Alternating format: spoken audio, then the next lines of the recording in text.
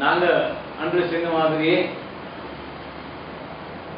நன்னப்தார ஆளுகிற சாமி ஞானசாமி. இவருக்கும் நோவைக்கும் என்ன சம்பந்தம் என்றதை நாங்க அன்று சொன்னோம்.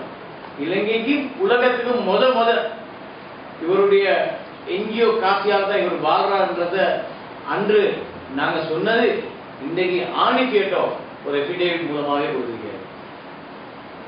திலாந்த விதானகே 3 பிக்குமாரை கொண்டு எனக்கு இன்ட்ரோடியூஸ் பண்ணினாரு. அவங்க ஒரு வெப் பேஜ் வெப்சைட் ஒன்று செய்ய வேண்டும் சொல்லி எடுத்தாங்க.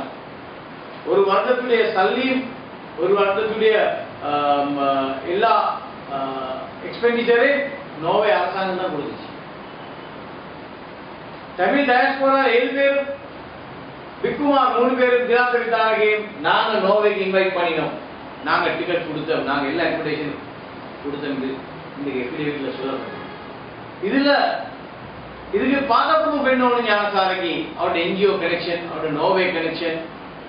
இன்று நாங்க பார்க்கிறோம் அவர் ஐலண்ட் நியூஸ் பேப்பர்ல இன்னைக்கு ஹெட்டிங் நியூஸ், இஸ்ரேலுக்கு விரோதமாக எந்த ஒரு முஸ்லிம் இயக்கம் தலை தூக்கினாலும் நாங்கள் அதை முனியடிப்போம் என்று சொல்ற அளவுக்கு ஞானசாரை பவர் கொடுத்த யாரப்பா? ஞானசார் இந்த நாட்டில் யாரப்பா? அரசாங்கத்துடைய கொntratகாரர். அது ஏன்னு சொன்னா அமைச்சர் ராஜித சேனா ரத்னகி ஞானசாரை போட்டு அடித்ததே அரசாங்கத்தில் உள்ள பெரியவர். ஏன் அடித்தார்? இன்று கம்யூனிஸ்ட் கட்சி எல்லாம் ஒன்று சேர்ந்து வாசுதேவ நாணயக்கார, ராஜா கொல்லூர், திச விதாரண, டியூ குணசேகர எல்லாம் சேர்ந்து என்ன சொல்றாங்க, இந்த எக்ஸிகியூட்டிவ் பிரசிடென்சி ஜனாதிபதி முறைய இல்லாம போகணும். அப்ப ராஜித சேனா ரத்ன மத்த அமைச்சர்மாரும் இதே ஒப்பீனியன் இருக்கிறாங்க. வேற குரூப்பாக அவங்க இயங்குறாங்க. இப்ப இன்று இந்த நேரம் ஆக போகல அவங்க அத்திரியமானாக 10 இல்லாட்டி 12 அமைச்சர்மா இன்றைக்கு காண்றாங்க. அந்திகை மல்வத்தையே காண்றாங்க. அஸ்கிரி மல்வத்தை 2 பேரும் காண்ற காரணமே இந்த அரசாங்கம் ஞானசாரை குறித்த இடத்தை பத்தி பேசுறாங்க. அமைச்சர்மாருக்கு விரோதமாக இந்த ஹாமுதனுடைய உடுப்பை உடுத்துக்கொண்டு ஒரு ஐயாட்சிக்காரனாக நடந்து கொள்றான்றது சொல்றதுதான் மாநாயகி காரணம். இப்ப இவர் எழுதிய புதிய கான்ட்ராக்ட் என்ன? யாராவது இஸ்ரேல் விரோதமா பேசுவீங்கன்னா, ஆர்ப்பாட்டம் பண்ணுவீங்கன்னா நான் அதுக்கு விரோதமா வருவேன் என்று சொல்லி யாரு கான்ட்ராக்ட் இது?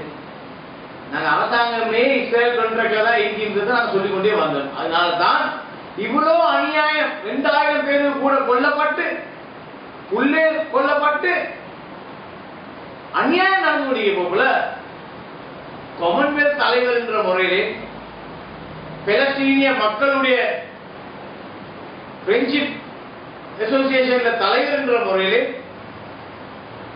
இலங்கை ஜனாதிபதி என்ற முறையில் நாங்கள் எதிர்பார்த்தோம் இஸ்ரேலை கண்டெம் பண்ணி இலங்கை அரசாங்கம் ஜனாதிபதி ஒரு ஸ்டேட்மெண்ட் கொடுப்பாங்க. இன்று மஹிந்த ராஜபக்ச ஸ்ட்ரீட் என்று சொல்லி பெயர் போட்ட பலஸ்தீன் இன்று பம்ப் பண்ணப்பட்டீங்கன்னு சொல்லி நண்பர் மனோ கணேசன் அவர்கள் சொல்றாங்க. இவ்வளவு அநியாயம் நடக்குது. இலங்கை அரசாங்கம் இன்னும் பலஸ்தீனுக்கு ஆறுதல் கொடுத்து ஒரு ஸ்டேட்மெண்டை கொடுக்கல. இஸ்ரேல் உடனே நிறுத்தணும் ஒரு ஸ்டேட்மெண்ட் கொடுக்கல. ஆனால் ஞானசாலை கண்ட்ராக்ட் கொடுத்தாங்க. எவனாவது பலஸ்தீனை பத்தி பேசுவானா, காசா பத்தி பேசுவானா இருந்தால் அவனுக்கு விரோதமா நாங்க போர் எடுப்போம். நாங்க இஸ்ரேலுக்காக வேண்டி பெய்கிறோம். அப்ப இந்த அரசாங்கத்துடைய கொள்கை இன்னைக்கு விளங்கி போச்சு. ஞானசாலையுடைய கொள்கை தான் அரசாங்கத்துடைய கொள்கை. இன்று அவங்க அந்த கொள்கையில பேசி கொடுத்தால் இந்த நிலைமை உண்டு பண்ணி முஸ்லிம்களுக்கு விரோதமாக இந்த திட்டத்தை கொண்டு போறாங்க. இன்று நாங்க பார்க்கிறோம். கோப் ரிப்போர்ட் எடுத்து பாருங்க. மீன் லங்கா தொடர்ந்த நாளிலிருந்து இன்று மட்டும் பில்லியன் கணக்கில் லூஸ் பண்ணியாச்சு சொல்றான். சாதாரணமா ஒரு மனிதன் ஒரு கம்பெனியை தொடர்ந்து ஒரு வருஷம் 2 வருஷம் லொஸ் போகும், 3வது வருஷம் ப்ராஃபிட் வரும்னு சொன்னா ஒரு பிடிச்சிட்டு போகலாம். ஆனா தொடர்ந்து நான் எனக்கு லொஸ் நடந்து போகும்டா, எந்த மடையில அந்த கம்பெனியை திறந்து முடிப்பான்? திறந்து முடிக்கிற காரணம் என்ன?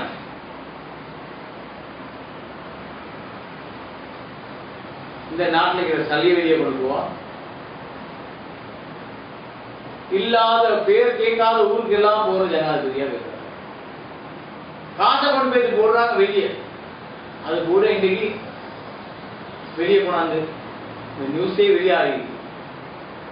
இன்னைக்கு யூஎஸ் கவர்மெண்ட் என்ன செய்யுது? அவனோட சிட்டிசன்ஸுக்கு வெஸ்டுக்கு எகேன்ஸ்டாக சென்டிமெண்ட் ஸ்ரீலங்காவில் இருக்கு, நீங்க எல்லாம் கொஞ்சம் கேப்ல இருக்கீங்கன்னு சொல்லி ஒபாமா ஒரு வார்னிங் கொடுத்திருக்காரு யூஎஸ் சிட்டிசன்ஸுக்கு. இந்த மாதிரி ஒரு நிலையில நாங்கள் இருந்து கொள்கிறோம்.